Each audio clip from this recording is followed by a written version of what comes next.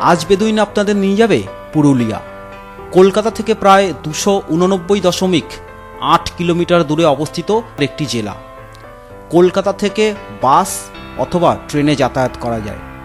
একসময় বাংলার আদিবাসী বিদ্রোহে এই জেলা বিশেষ গুরুত্বপূর্ণ ভূমিকা গ্রহণ করে।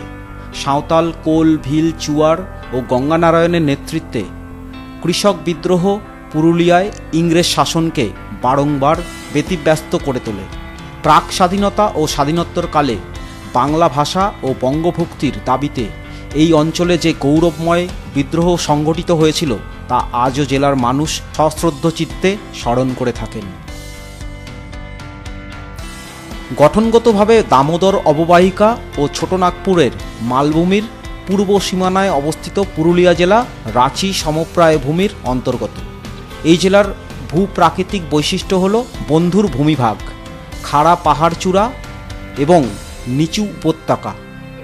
ঝালদা, বাঘমুন্ডি, বড়াবাজার, আরসা, বলরামপুর এবং বন্দয়ানের উচ্চ সমপ্রায় ভূমিকে জেলার অবশিষ্টাংশের ক্ষয়িত সমভূমির থেকে বিচ্ছিন্ন করে রেখেছে। পশ্চিমের মালভূমির সর্বোচ্চ অংশ অযোধ্যা পাহাড়। পুরুলিয়া জেলার উল্লেখযোগ্য নদীগুলি হল কংসাবতী, দামোদর, সুবর্ণরেখা এবং কুমারী। পুরুলিয়া পশ্চিমবঙ্গে অন্যতম খনিজ সমৃদ্ধ জেলা। পুরুলিয়া জেলায় অনেক দর্শনীয় স্থান আছে যা পশ্চিমবঙ্গ সরকারের উদ্যোগে পর্যটন কেন্দ্র হিসাবে গড়ে উঠেছে। বাংলার অন্যতম ঐতিহাসিক এবং প্রাকৃতিক সৌন্দর্যময় স্থানগুলি পুরুলিয়াতে অবস্থিত। অনুন্নয়ন, অপ্রতুল যোগাযোগ উপেক্ষা করেও পুরুলিয়ায় সারা ভারত থেকে পর্যটক আসেন বিভিন্ন সময়ে। এই জেলার অযোধ্যা পাহাড়, জয়চণ্ডী পাহাড়, গড় পঞ্চকোট, বরন্তী, ঝালদা ইত্যাদি স্থানে পর্যটন কেন্দ্র গড়ে উঠেছে। এটা মার্বেল লেক। অভূতপূর্ব সুন্দর এই লেক। শান্ত, স্নিগ্ধ, মনোরম শোভা আপনার ভালো লাগবেই।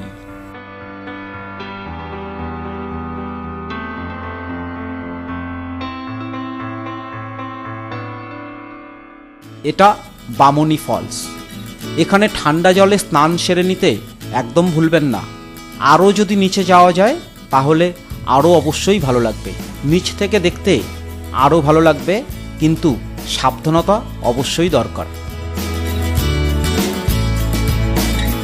এটা তুর্গা ফলস। এটা অনেকটা ছোট, তবে এর লেকটা অসাধারণ সুন্দর। কিছুটা সময় এখানে কাটিয়েই নেওয়া যায়।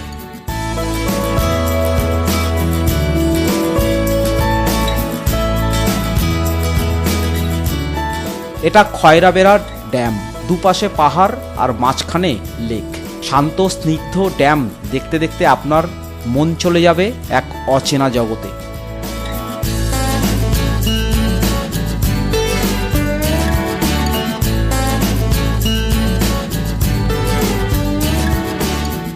পুরুলিয়ার ছৌ নাচ কে না জানে, জগৎ বিখ্যাত এই ছৌ নাচ। এই ছৌ নাচের সাজসজ্জা তৈরিতে ব্যস্ত শিল্পীরা। এই জঙ্গলটির নাম পাখি পাহাড়। যদিও পাহাড়ে ওঠা যায় না, তবে পাহাড়ের গায়ে বিভিন্ন পাখির খোদাই করা ছবি অবশ্যই ক্যামেরাবন্দি করতে ভুলবেন না।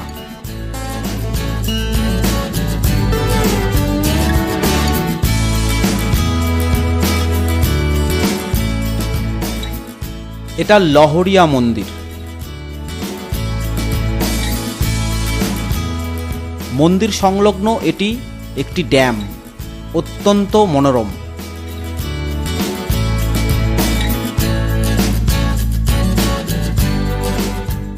এটা লোয়ার ড্যাম। এবার আমাদের গন্তব্য অযোধ্যা। যাবার পথে এই অপার ড্যাম।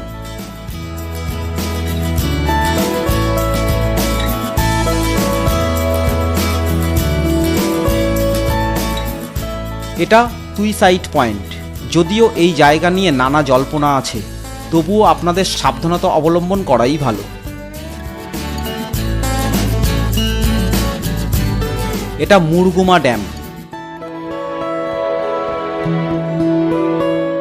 এটা ময়ূর পাহাড়। দিগন্ত বিস্তৃত এই লেক অত্যন্ত সুন্দর, মনোরম। এই স্থানটি সীতাকুণ্ড। পুরাণে কথিত আছে, বনবাসকালে রাম সীতা যখন এই অযোধ্যা পাহাড়ে আসে তখন সীতার তৃষ্ণা পেলে শ্রীরাম বাণ মেরে এই কুণ্ড তৈরি করে এবং সীতা তার তৃষ্ণা মেটায়, যা আজও মানুষের মনে ভক্তিরস জন্মায়। এ তো গেল পুরুলিয়ার এক দিক। আপনারা যদি ভূতে বিশ্বাস না করে থাকেন তাহলে পুরুলিয়ার বেগুনকোদর আপনাদেরকে ভূতে বিশ্বাস করাতে বাধ্য করবে।